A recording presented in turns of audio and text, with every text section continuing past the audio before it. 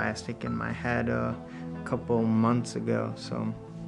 And sometimes I get a little miffed because I'll say to David, now that he's with us again and can really understand what I say to him, I say, do you remember? Do you remember crawling on the floor or trying to drop a ball and you couldn't even make your hand grab the ball? I said, you remember all that? No. I said, you remember anything out of the hospital? No. And I thought, well, I do. And your father does. And your sisters and your grandparents. So it was hard.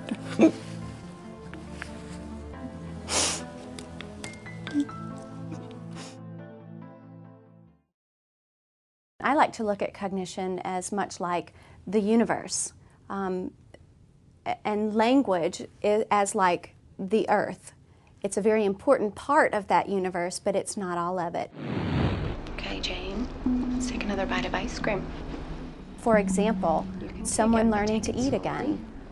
We take for granted how easy it is for us to pick up a spoon, scoop the ice cream, and take that bite.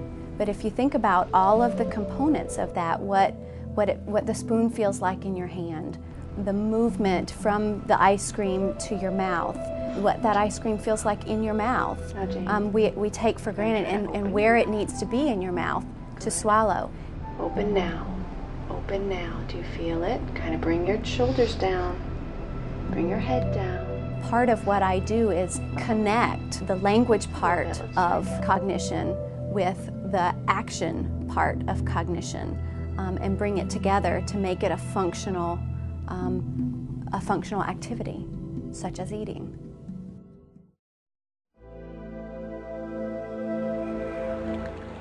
Before my crash, I was 24, living in Chicago.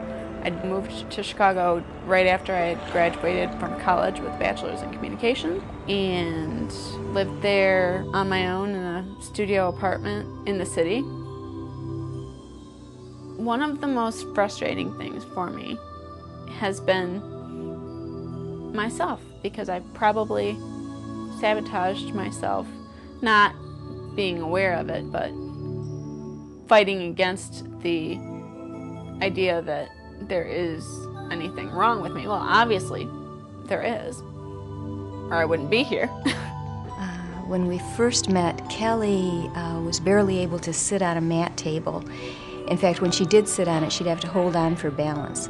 She didn't have any kind of protective reaction, so if she started to fall, she couldn't even begin to catch herself. She could walk, but it took her, let me remember, about 35 minutes to walk 170 feet. Kelly used to get lost. She had what we call problems with topographical orientation.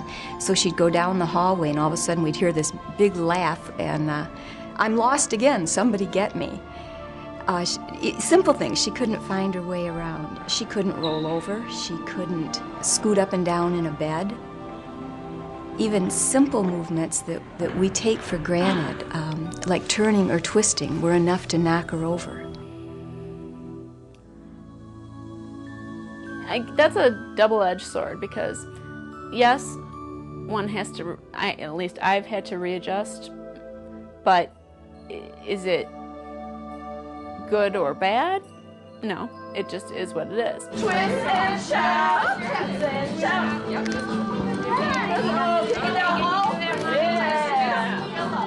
There you go. I love what I'm doing now. I love the people that I work with now. I'm signing in with Creasia.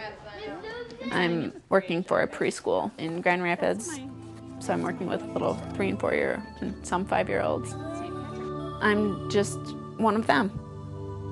I'm down at their level, and they don't see it as any different, which is great, because you just can't imagine how powerful it is to be able to expose these young children to the differences that are out there in the world and have them be at ease with it. You don't want one person giving their opinion, you want a team of them.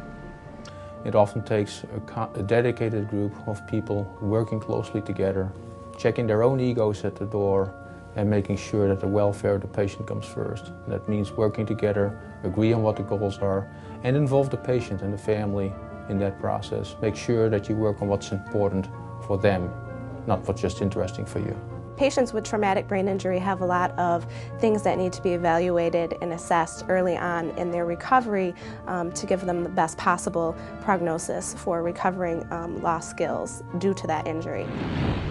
I have a red cone in my hand. I need you to open your eyes and look right at that cone. Good. Now I want you to try to follow it with your eyes, okay? I'm going to move it over. You follow it. It's been estimated that over 50% of patients that have suffered neurological condition have disturbances in their vision. Okay, Jane, see this cone? Follow it with your eyes. Good. Reach out and stack it up. Excellent. Good job.